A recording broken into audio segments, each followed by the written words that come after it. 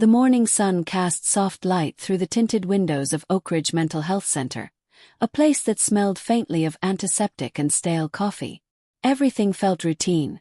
Nurses charted notes, patients strolled the courtyard, and the quiet hum of therapy sessions filled the air. But for Claire Evans, a 24-year-old psychology intern fresh out of grad school, today felt off. She arrived early as always, clutching her thermos and a folder of patient notes. Her mentor, Dr. Richard Hallberg, had been the undisputed authority at Oak Ridge, a psychiatrist with a commanding presence, silver-streaked hair, and a voice calm enough to talk down schizophrenic delusions with nothing more than a few carefully chosen words.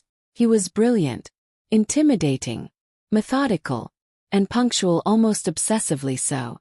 Claire's sneakers squeaked slightly as she passed the row of private offices. Hallberg's door stood at the end of the hall, its opaque glass etched with his name. But something was wrong. The electronic door lock, installed for patient confidentiality, had a small status light. Glowed red. Locked from the inside. That wasn't unusual overnight, but by 8:50 a.m., Dr. Hallberg should have been sipping coffee, reading case files. She hesitated, then knocked softly. "Dr. Hallberg. It's Claire." Silence. She knocked again, louder. Nothing. Her stomach churned. A few more minutes passed. Then came the dread. Claire flagged down Benny, the on-site security officer, a heavy-set man with kind eyes and a slow stride. "Can you override the lock?" she asked. He furrowed his brow. "He's not answering." "No." Within minutes, Benny returned with the building supervisor, who keyed in a manual override code. The lock clicked. The smell hit her first. Sharp, metallic, unmistakably blood. Claire's breath caught in her throat. Inside, the office was dim, the blinds drawn. Dr. Hallberg sat slumped at his desk. His once crisp dress shirt stained dark red across the chest. One hand loosely gripped a pen.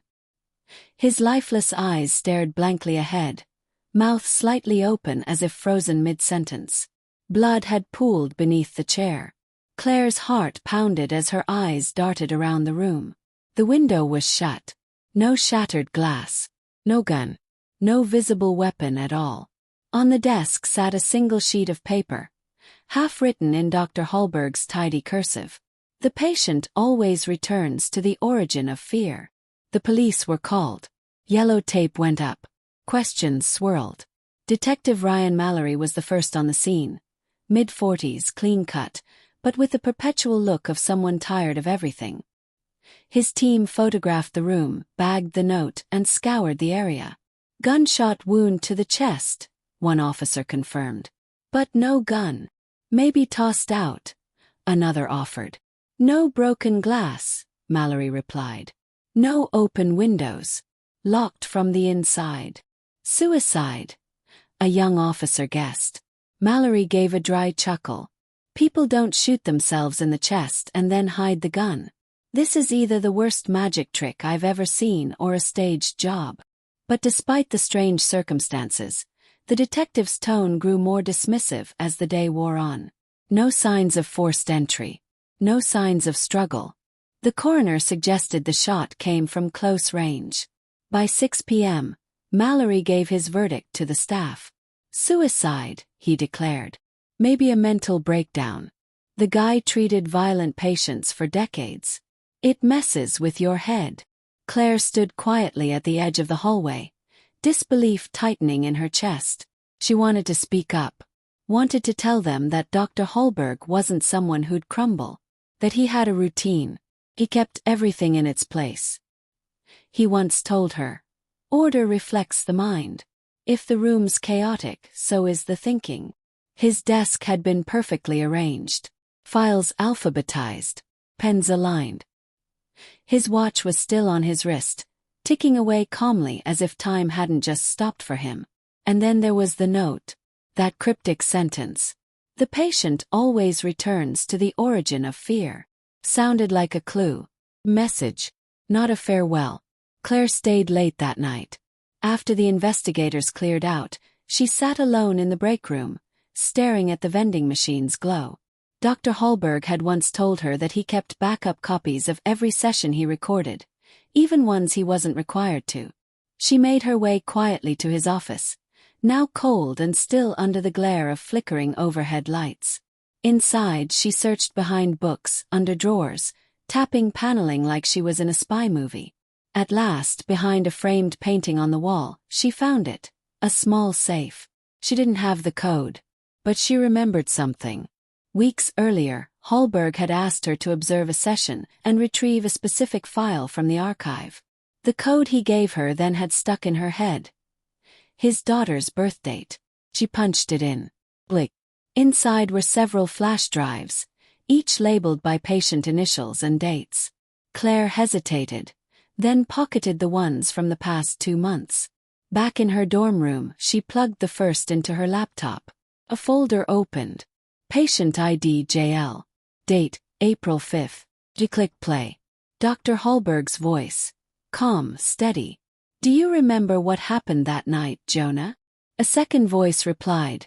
Raspy, anxious. You said I shouldn't talk about it. We're past that now. It's the only way forward.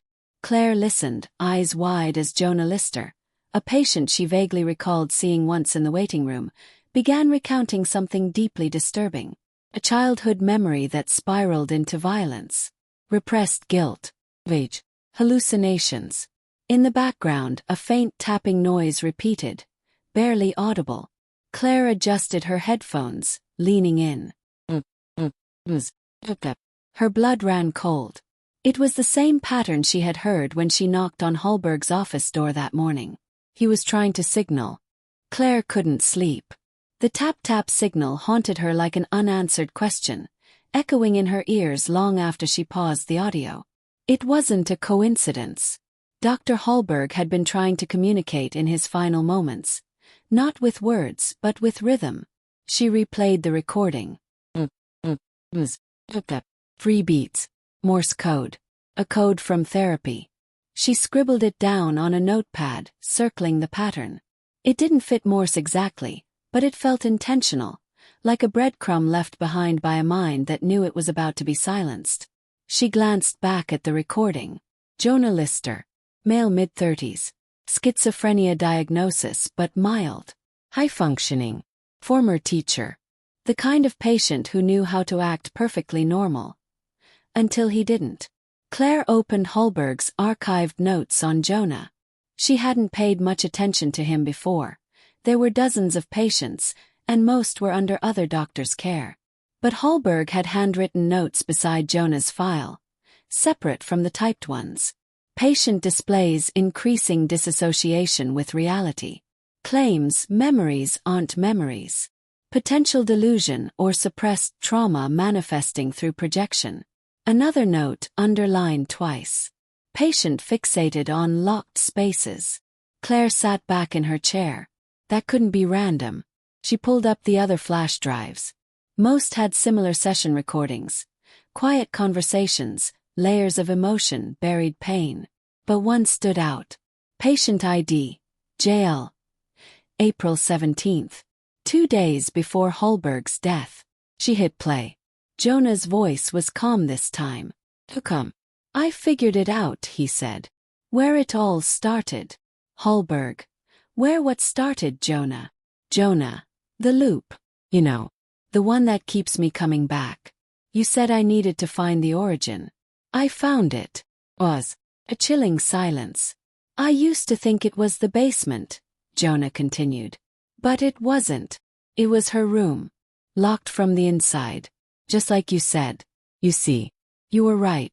The patient does return to the origin of fear. Claire paused the playback. The words from the handwritten note. The words from the suicide letter. The patient always returns to the origin of fear. Jonah was quoting Hallberg, which meant Hallberg had told him that line in a previous session, maybe multiple times. Claire's fingers hovered over the trackpad. There was more to this. Maybe a confrontation. A confession. He played on. Hallberg. Jonah, I'm glad you're making connections. But I want to remind you that understanding the past doesn't justify. Jonah cut in. You always think you're in control. But you're not Dr. Hallberg. You never were.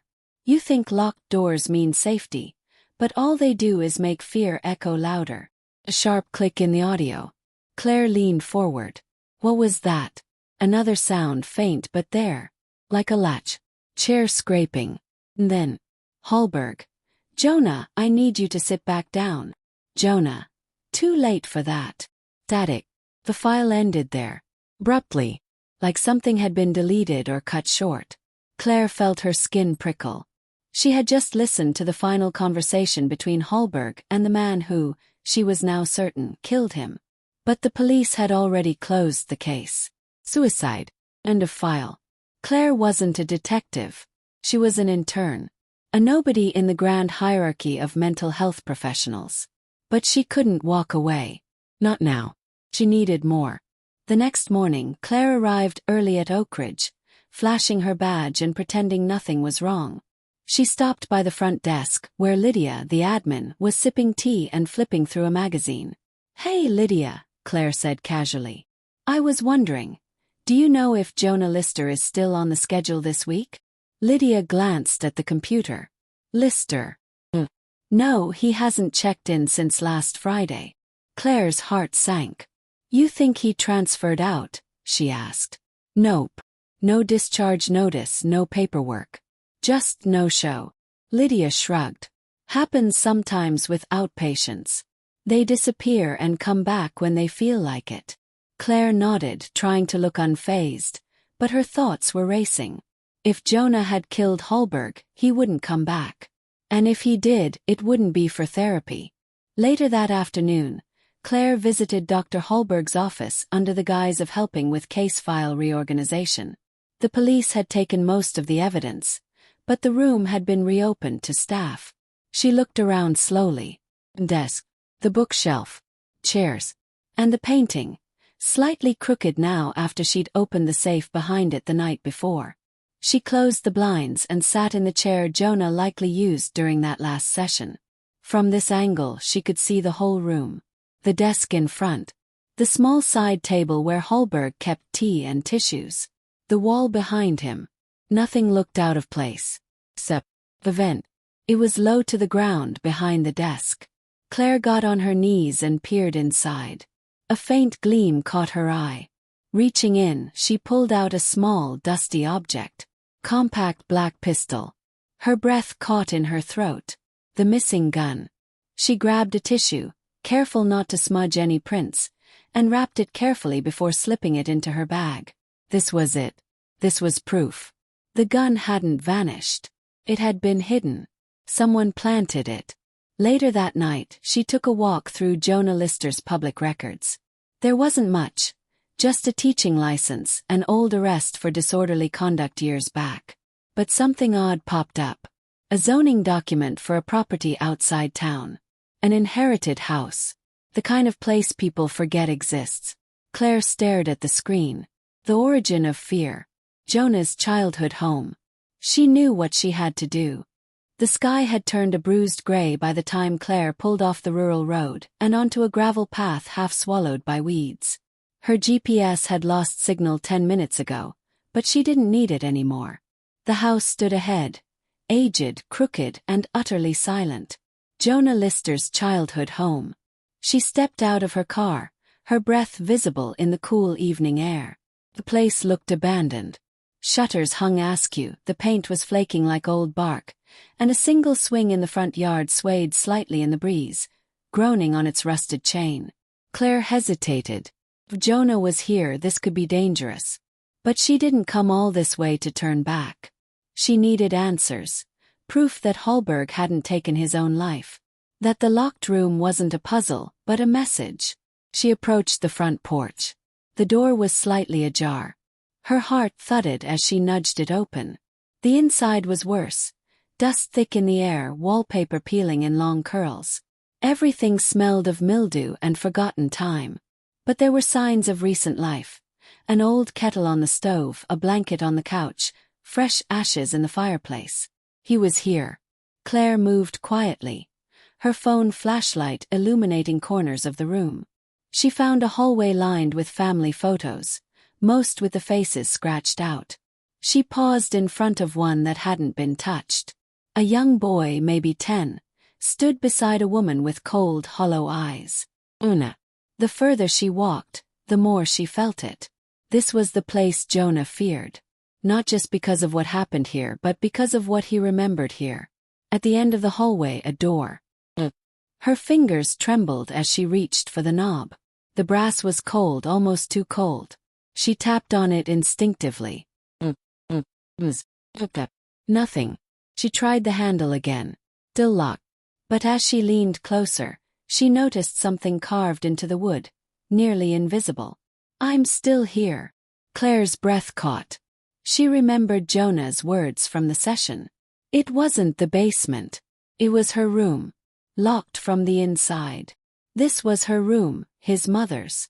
The origin of fear. Claire searched nearby and found a small ring of keys in the kitchen. One of them clicked in the door's lock.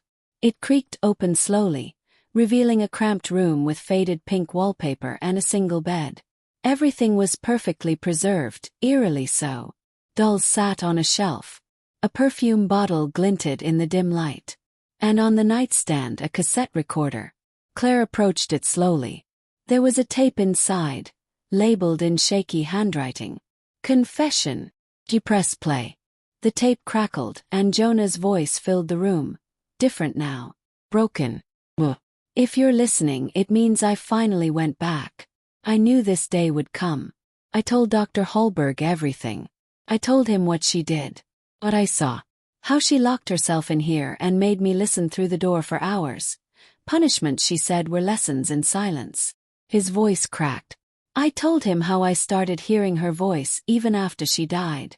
How the room stayed locked, because I couldn't open it without hearing her scream in my head. Long pause. Dr. Hallberg tried to fix me. But when he said I had to face the origin, I thought he meant return. Go back. Relive it. Another beat of static. He pushed too hard. Said I was hiding from the truth. That's when I realized, he was right. I was hiding something. Claire leaned closer, chills crawling up her spine. I killed her. When I was 12. It wasn't an accident. I locked the door from the outside and watched her beg. She never got out. I said it was suicide. And everyone believed me. Silence. Hallberg made me remember. Made me feel it again. So I made him feel it too. I locked the door. I made him listen to fear. The tape clicked to a stop. Claire stood frozen, the weight of the confession sinking in like quicksand. This was it. Proof, not just of Hallberg's murder, but of Jonah's long-buried crime. A man trapped by guilt so deep. He had become the thing he feared most. She pocketed the tape and stepped back into the hallway. Then she heard it. A step. Coming from behind her. Claire spun around, heart in her throat. Jonah stood at the far end of the hallway, his face pale, his eyes rimmed with red. I thought someone might come, he said softly. Claire didn't move. Jonah. I heard the tape. He nodded slowly. Then you know why I had to do it. He opened a door I sealed shut years ago. He made me remember her. You killed him. I gave him what he gave me. Fear. Silence. Locked room. That's justice, right? No, Claire whispered. That's pain. That's you repeating what she did to you. Jonah blinked like her words had hit something raw. Claire slowly pulled out her phone. I'm sending this to the police. He didn't run. He didn't beg. He just stared at her and for the first time looked empty. Like the act that had defined his life was now stripped of all meaning. The police arrived within the hour. Jonah surrendered without a fight. Claire handed over the gun and the cassette. Detective Mallory didn't say much, but his expression said everything. Regret. Embarrassment. Respect. The next week, the case officially changed status. From suicide to homicide suspect, Jonah Lister. Dr. Hallberg was buried with honors. A scholarship fund was created in his name for mental health students. Claire stood at the back of the ceremony, quietly watching. Her mentor was gone, but he hadn't died in vain. His last message, delivered through silence and locked doors, had solved his own murder. And maybe, in some twisted way, even healed the broken mind of his killer. Claire walked away from the cemetery with a strange calm. She wasn't just an intern anymore. She was the one who unlocked the truth.